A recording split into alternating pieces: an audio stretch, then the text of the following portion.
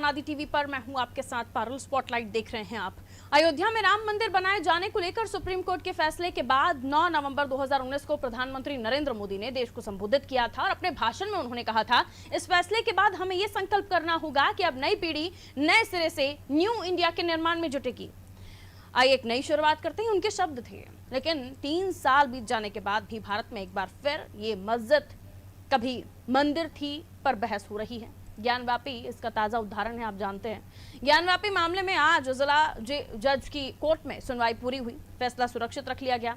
करीब 45 मिनट तक चली इस सुनवाई में कोर्ट में तमाम दलीलों को सुना, लेकिन फैसला किसके पक्ष में आएगा ये अभी भी बहस का विषय है और इसी पर आज हम चर्चा करने जा रहे हैं। उससे पहले आप ये रिपोर्ट देखिए।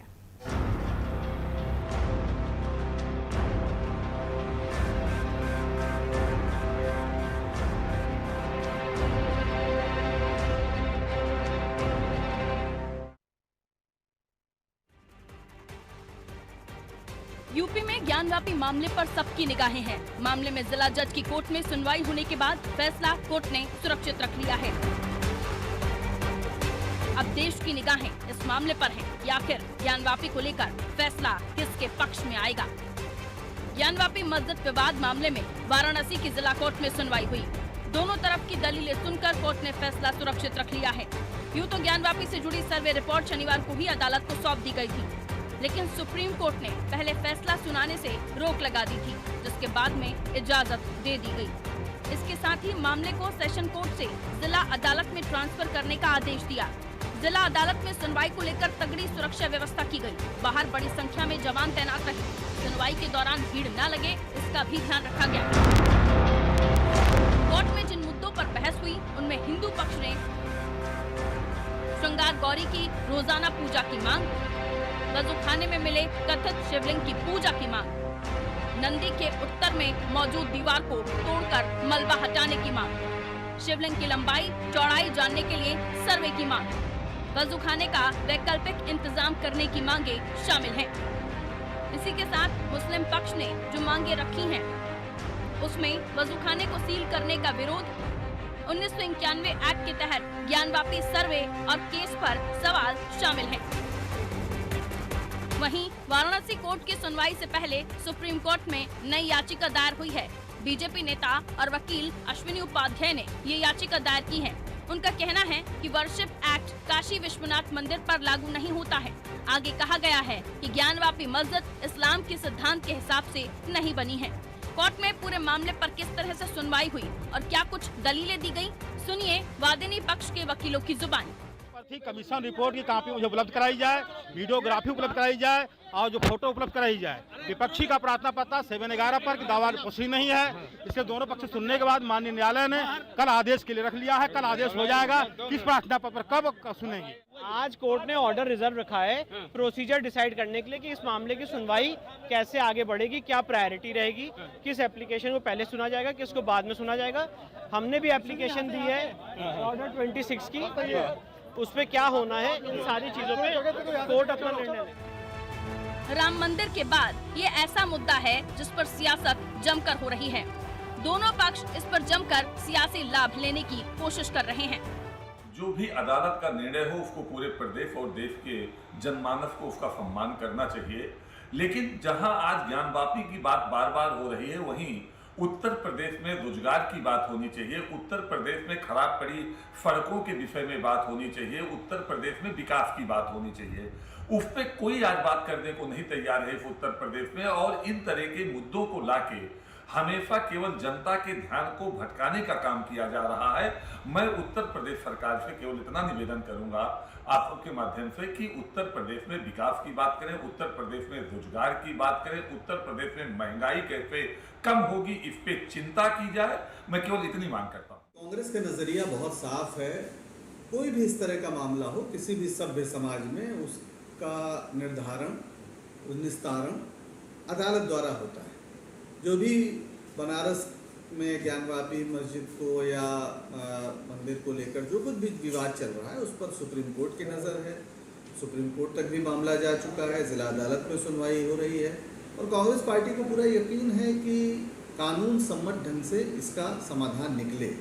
दिक्कत यह है कि भारतीय जनता पार्टी और उसके तमाम आनुषंगिक संगठन इन मुद्दों को इस तरह से पेश करते हैं और समाज में इस तरह से एक विभाजनकारी राजनीति शुरू करते हैं जो समाज के सद्भाव पर असर डालता है, और ये राजनीतिक कारणों से किया जाता है। ये मेरा ख्याल है कि देश के लिए ठीक नहीं है। जो भी विवाद है कानून से हल हो और समाज में शांति बनी रहे। कांग्रेस पार्टी का यही सोच है कि माननीय उच्चतम न्यायालय ने स्पष्ट दिशा निर्देश इस संदर्भ में दिए हैं और माननीय न्यायालय ने ये भी कहा था कि 1991 का जो एक्ट है, वर्शिप एक्ट जो है, वो इस बात की इजाज़त ऐसा नहीं है कि इजाज़त नहीं देता कि उसके बारे में जानकारी न की जा सके। जो मुस्लिम पक्ष का जो मत था, जो अंजुमन इंतजामिया कमेटी है, उनकी तरफ से जो ऑब्जेक्शन था कि साहब ये इसका सर्वे नहीं हो सकता, उसको तो already supreme court ruled out कर चुका है। उसमें उसने स्पष्ट दिशा निर्देश दिए। और जहाँ तक श्रृंगार गौरी के मामले में विष्णु जैन जी ने जो बात कही है, उसको लेकर के माननीय न्यायालय उन्होंने कहा है कि हम तथ्य और प्रमाण के साथ इसको साबित करेंगे। तो यह सारे विषयों को सुन करके माननीय न्यायालय जैसा उपयुक्त लगेगा वैसा निर्णय करेगा, वो सबके लिए मान्य होगा। 16 मई 2022 को वाराणसी के ज्ञानवापी मस्जिद परिसर में चल रहे कोर्ट कमिश्नर के सर्वे पर सबकी निगाहें थी। मामला श्रृंगार गौरी की पूजा का अधिकार पाने के लिए था, लेकिन सर्वे के बाद एक नई बहस ने जन्म लिया कि ये मस्जिद कभी मंदिर था, जिसके बाद काशी में गुंजायमान हुआ बाबा आ गए। कहा गया कि मस्जिद के वजूखाने में शिवलिंग है। वीडियोग्राफी से लेकर कोर्ट में सुनवाई हो चुकी है। अब इंतजार कि फैसला किसके पक्ष में आएगा। ब्यूरो रिपोर्ट, अनादि टीवी।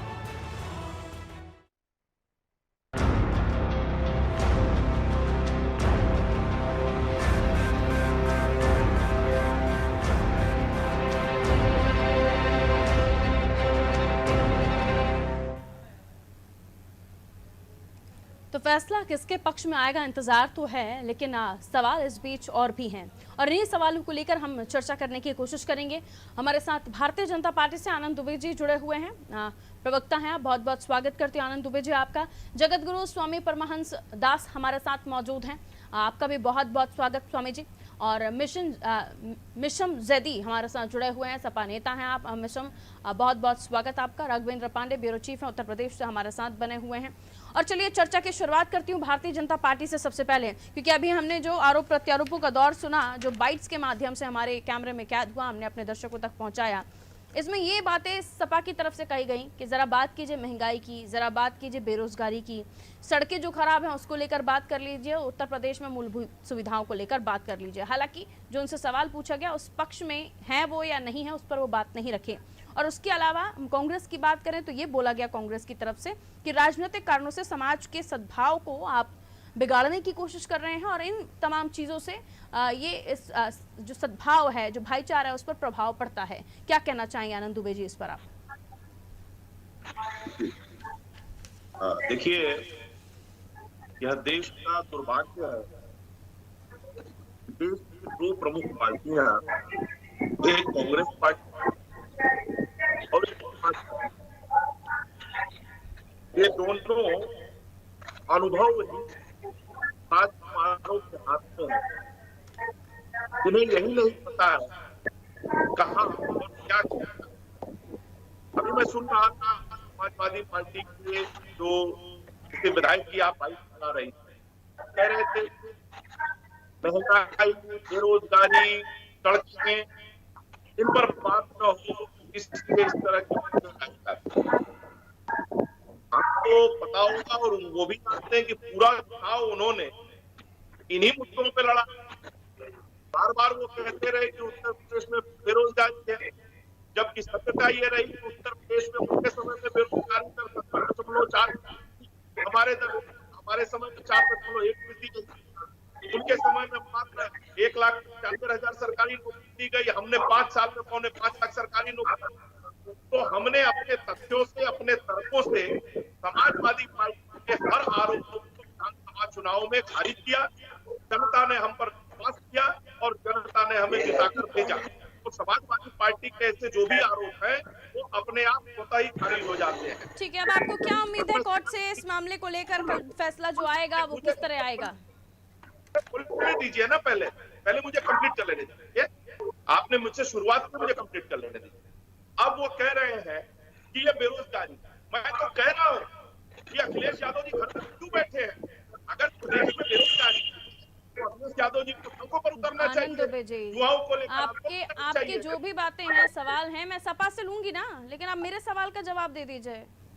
क्या उम्मीद रखते हैं, क्या चाहते हैं आप? जो फैसला है वो क्या है? अब मुझे बोल लेने दीजिए, मैं इसका भी जवाब दे दूंगा।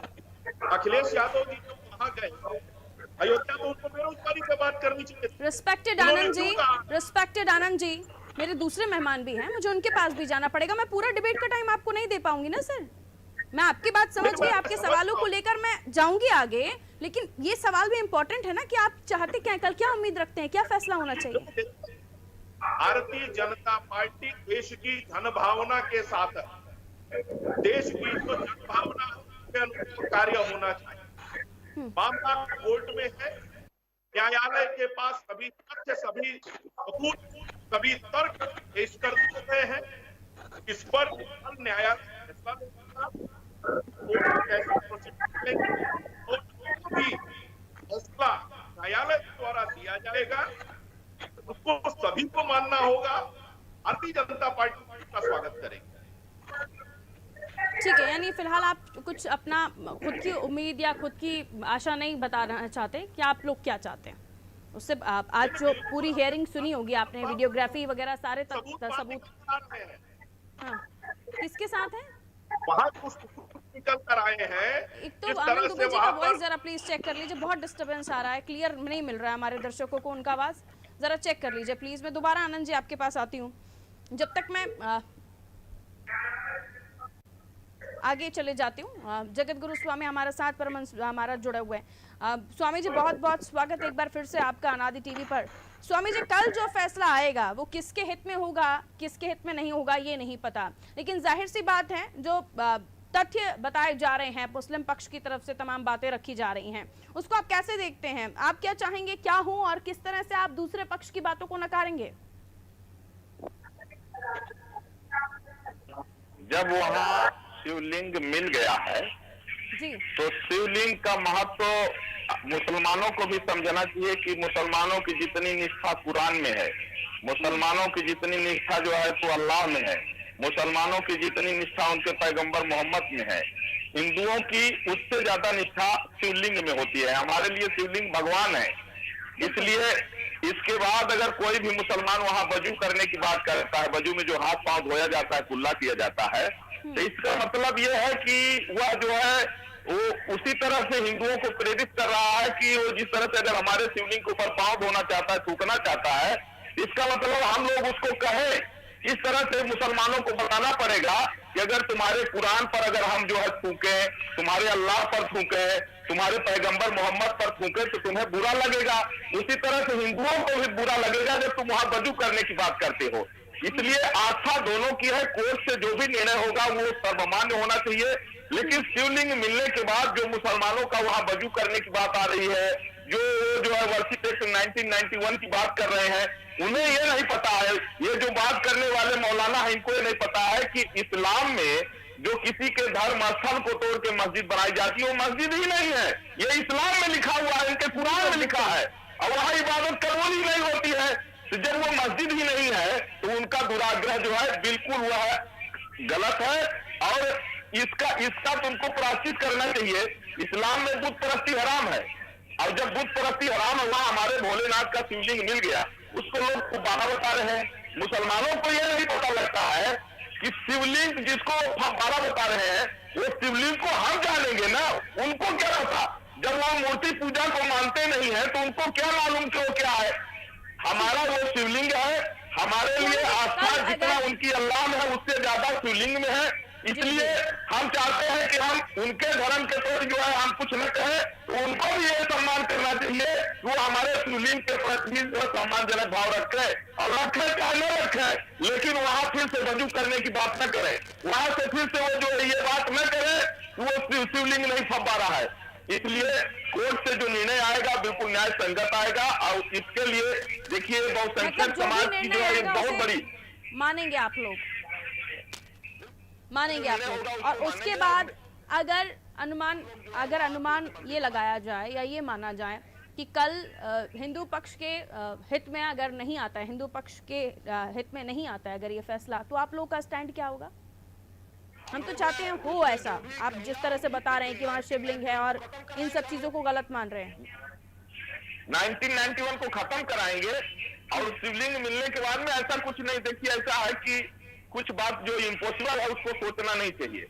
और कोर्ट से अभी तक जो आया वो अच्छा आया है, आगे भी क्योंकि जो आएगा कोर्ट ने अच्छा भी आएगा। माना नहीं है ना कि वो शिवलिंग है, कोर्ट ने नहीं माना है अभी वो शिवलिंग है। तो अगर इनकेस देखिए- फैसला आपके हित में नहीं आता, आप जो चाहते हैं वो नहीं आता, तो फिर अगला स्टैंड क्या होगा? अगला स्टैंड हमारा ये होगा कि हम लोग 1991 को खत्म कराएंगे सरकार पर दबाव बना करके। और इसके बाद फिर हम लोग सरकार से दबाव बनाएंगे कि कानून बना करके उसको बना, जैसे सोमनाथ का मंदिर बना उस तरह से फिर जो है तो बाबा विश्वनाथ का मंदिर वहां फिर बनेगा। ठीक है, हमारे साथ राघवेंद्र जी भी जुड़े हुए हैं। राघवेंद्र जी, उत्तर प्रदेश में ये मामला इन दिनों काफी बवाल में है और लोग चाहते हैं इस पर चर्चा हो ताकि सब चीजें साफ हो जाए। और अब ये मामला कोर्ट में है जिसको लेकर कल स्थिति साफ हो जाएगी कि आखिर होना क्या है। लेकिन जिस तरह से इस मामले को लेकर तमाम बातें कही जा रही हैं, चर्चाएं हो रही हैं, उनमें और भी पॉइंट्स निकल कर सामने आ रहे हैं। सपा कांग्रेस का अलग कहना है कि आप मुद्दों से भाग रहे हैं, इस तरह से सद्भाव समाज में जो सद्भाव है, जो भाईचारा है वो बिगड़ेगा। और इधर बीजेपी अपना पॉइंट रख रही है, लेकिन कोई भी एक सिंगल स्टैंड लेता हुआ नहीं दिख रहा है। क्या आप किसके पक्ष में हैं ये तो बताइए। सियासत अपनी जगह है, लेकिन ये पार्टी अपना स्टैंड नहीं लेना चाहती क्योंकि ये जानती है कि आने वाले समय में इन्हें 80 भी चाहिए, 20 भी चाहिए।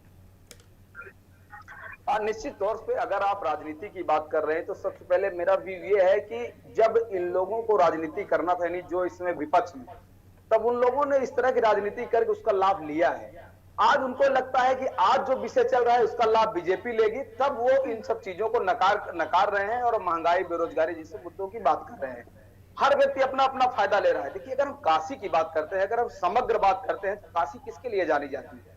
काशी भोलेनाथ के नाम से जानी जाती है और सब जानते हैं बाबा विश्वनाथ की मंदिर यहाँ थे। विवाद है, आप तमाम इतिहासों में देख लीजिए कि किस तरह से वर्णन है काशी के बारे में। औरंगजेब का फरमान है जो तमाम कलकत्ता के लाइब्रेरी से लेकर दुनिया के तमाम किताबों में इतिहासकारों ने लिखा है। लेकिन इसको भी आप छोड़ दीजिए। अब मामला क्या है, चाहे वो मुस्लिम पक्ष हो चाहे हिंदू पक्ष हो, लोअर कोर्ट से लेकर हाई कोर्ट से लेकर सुप्रीम कोर्ट तक का मामला गया है। अब सुप्रीम कोर्ट ने सारे मामलों को लेकर, सारे पीआईएल को लेकर, सारी चीजों को लेकर उसने डिस्ट्रिक्ट कोर्ट को भेज दिया है, उसको पावर दे दिया है और उसी को पूरा गाइड कर दिया है कि आपको अब देखना है इस मामले को। अब आज से मामले की सुनवाई शुरू हो गई है। इसके पहले वीडियोग्राफी हो चुकी है, फोटोग्राफी हो चुकी है, सर्वे हो चुका है। इन सब तथ्यों पे, इनके आधार पर अब डिस्ट्रिक्ट कोर्ट बातें सुना है, कल वो अपना फैसला देगा आगे क्या करना है। हालांकि तमाम पक्षों की तमाम मांगे हैं। उधर मुस्लिम पक्ष कहता है कि हमको वजू खाना भी चाहिए और हमारी नमाज होती रहनी चाहिए। हिंदू पक्ष कह रहा है कि जो शिवलिंग मिला है पहले उसकी सुरक्षा की जाए और जो नंदी जहां देख रहे हैं उस दीवार को हटा के हमको पूजा करने का आदेश दिया जाए और श्रृंगार गौरी का भी हमको नियमित पूजा करने का आदेश दिया जाए। तो अपने अपने तथ्य रखें, लेकिन फाइनल क्या होगा कि सबूतों पर, इतिहास की बातों पर और जो मान्यताएं हैं, जो पुराणों में जो कहानी है, जो बातें हैं और जो ये सर्वे वीडियोग्राफी में जो प्रमाण मिले हैं, इन सब चीजों को देखते हुए कोर्ट अपना फैसला लेगा और पूरी तरह से यह मामला कोर्ट के पाले में है। और कोर्ट का सम्मान तो भारत में सबको करना है, चूंकि एक लोकतांत्रिक देश है। और बिल्कुल आनंद दुबे जी, जाहिर है कि इस मामले राम मंदिर से हमने शुरू किया ये इन तमाम चर्चाओं को करना और उसके बाद अभी तक इस मुद्दे पर मंदिर बदलते गए, जहां आप लोगों ने स्पॉट किया या मस्जिदें बदलती गई, लेकिन वहां से लेकर अभी तक ये सफर चल ही रहा है सर चर्चाओं का। प्रधानमंत्री नरेंद्र मोदी ने राम मंदिर पर आए फैसले के बाद कहा था कि अब हमें न्यू इंडिया की तरफ आगे बढ़ना है, एक नई सैर की तरफ आगाज करना है, लेकिन वो बदला नहीं। उसके बाद याचिकाओं का दौर ऐसा छिड़ा कि वो खत्म होने का नाम नहीं ले रहा। आनंद दुबे जी, देखिए, न्यू इंडिया से आपका क्या तात्पर्य मुझे नहीं समझ में आता, लेकिन न्यू आपका इंडिया क्या तात्पर्य है? प्रधानमंत्री नरेंद्र मोदी जी का क्या तात्पर्य था वो समझा दीजिए, आप मुझे छोड़िए। न्यू इंडिया, प्रधानमंत्री जी ने न्यू इंडिया का जो विजन दिया, उसमें सभी के लिए रोजगार हो, उसमें सभी के लिए शिक्षा हो, उसमें सभी के लिए अस्पताल हो, उसमें सभी के लिए बिजनेस के अवसर हो और हर तरह की जो है सुख सुविधाएं हो, और भारत जो है वो दुनिया की तरफ न देखकर खुद को आत्मनिर्भर बनाए। ये प्रधानमंत्री जी के न्यू इंडिया का विजन है। उसमें ये भी इंक्लूड कर दीजिए ना, ये भी इंक्लूड कर दीजिए मसले जो एक के बाद एक चले आ रहे हैं। हेलो, इन मुद्दों को भी इंक्लूड कर दीजिए जो एक के बाद एक चले आ रहे हैं, ताजमहल, ज्ञानवापी, श्री कृष्ण जन्मभूमि। पूरी बात समझ में आ जाएगी, लेकिन न्यायालय में अपना चलता रहेगा सिलसिला। महात्मा गांधी जी ने हिंद स्वराज में लिखा है, कभी फुर्सत हो तो पढ़िए। उन्होंने हिंद स्वराज में लिखा है कि इतिहास की त्रुटियों को जब तक दूर नहीं किया जाएगा तब तक समाज में सद्भाव और भाईचारा कायम नहीं हो सकेगा। समाज जब तक पुराने जख्मों को नहीं भरेगा, समाज में कभी भी एकता और भाईचारा कायम नहीं होगा। और यह बात डॉक्टर अम्बेडकर ने भी लिखी। इतिहासकार इमरान हबीब जी को सुना होगा आज आपने, उन्होंने क्या कहा है जी? कि औरंगजेब ने जो किया सो किया, लेकिन अब की सरकार वही करेगी जो औरंगजेब ने किया था। नहीं, सरकार और उनको सुना औरंगजेब की आपने? तरह करती, सरकार और औरंगजेब की तरह करती तो हिंदुओं को 500 साल नहीं लगते राम मंदिर लेने में। हिंदुओं उनका जो पॉइंट था उसे एक्सप्लेन करेंगे आप कि क्या वाकई आप वही कर रहे हैं जो औरंगजेब ने किया था? इस पर जवाब दे दीजिए। बिल्कुल नहीं, औरंगजेब ने जबरिया कब्जा किया। आज भारतीय जनता पार्टी की सरकार कहीं जबरिया कब्जा नहीं कर रही है। हम तो लोग तोड़ के मंदिर बनेगा। फैसले का अगर इंतजार करते आपके हैं। हित में फैसला आता है, आपके पक्ष में फैसला आता है, तो तोड़ के मंदिर बनेगा। बिल्कुल, अगर पक्ष में आएगा तो बिल्कुल बनेगा। अगर पक्ष में आएगा तो बिल्कुल बनेगा। तोड़िए, बनाइए, विकास कीजिए, बेहतर है। ठीक है स्वामी जी, आपकी टिप्पणी। और एक चीज और जिस औरंगजेब क्या कहेगा? पक्ष और विपक्ष हाँ, दोनों को आप तो स्वामी जी हैं। स्वामी जी, कैसे विकास होगा देश का? हाँ भारतीय बताइए। जनता पार्टी का नारा था कि अयोध्या, मथुरा, विश्वनाथ तीनों लेंगे एक साथ, इसलिए वो अपने संकल्प को याद रखें। और विपक्ष को मैं आईना दिखाना चाहता हूँ कि जो विपक्ष आज जो है सपा हो चाहे कांग्रेस हो, जो महंगाई और बेरोजगारी की बात कर रही है, जिस देश में 1 करोड़ से ज्यादा जो है रोहिंग्या घुसपैठिए जो है घुसे हुए हो, जब एनआरसी लागू करने की बात आती है तब यही कांग्रेसी, यही सपाई विरोध करते हैं। जब जो है जनसंख्या नियंत्रण कानून की बात आती है तो यही लोग विरोध करते हैं। जब एक देश एक कानून लागू करने की बात आती है तो यही लोग विरोध करते हैं। तो जब रोहिंग्याओं को जब हटाना होता है, जब उनको एनआरसी लागू करना होता है, तब कांग्रेसी जो है चिल्लाने लगते हैं, तब सफाई चिल्लाने लगते हैं। तो जब ये इस तरह से चिल्लाएंगे, देश के विकास में रोड़ा बनेंगे, तो किस तरह से बेरोजगारी दूर होगी, किस तरह से महंगाई दूर होगी। इसलिए ये लोग काम भी नहीं करने देना चाहते हैं। और विदेशी मुगलाक्रांताओं के द्वारा जो ऐतिहासिक स्थलों को तोड़ा गया था और एक विकृत इतिहास प्रस्तुत किया गया है, उसको अगर व्यवस्थित करने के काम अगर लेकिन अब इतिहास स्वामी जी जो है सो है, अब वर्तमान में रहिए और भविष्य में जो फैसला आएगा उसके साथ चलिए। कोर्ट का जो भी आदेश होगा वो सर्वमान्य होगा, लेकिन उसके बावजूद भी अगर आप लोगों के पक्ष में नहीं आता इन केस, तो आप लोग आगे 1991 एक्ट को हटाने की मांग करेंगे, ये आपने कहा है। बहुत बहुत प्रणाम स्वामी जी, आपको बहुत बहुत शुक्रिया। आनंद दुबे जी हमारे साथ जुड़ने के लिए, रघुवेंद्र जी आपका भी बहुत बहुत शुक्रिया। तो स्पॉटलाइट देख रहे थे आप, स्पॉटलाइट में आज दोबारा कर रहे थे हम ज्ञानवापी मुद्दे को लेकर बात, जहां बाबा या वजू को लेकर चर्चा हो रही थी, क्योंकि कोर्ट का फैसला आएगा, चीजें साफ हो जाएंगी। स्पॉटलाइट में इतना ही।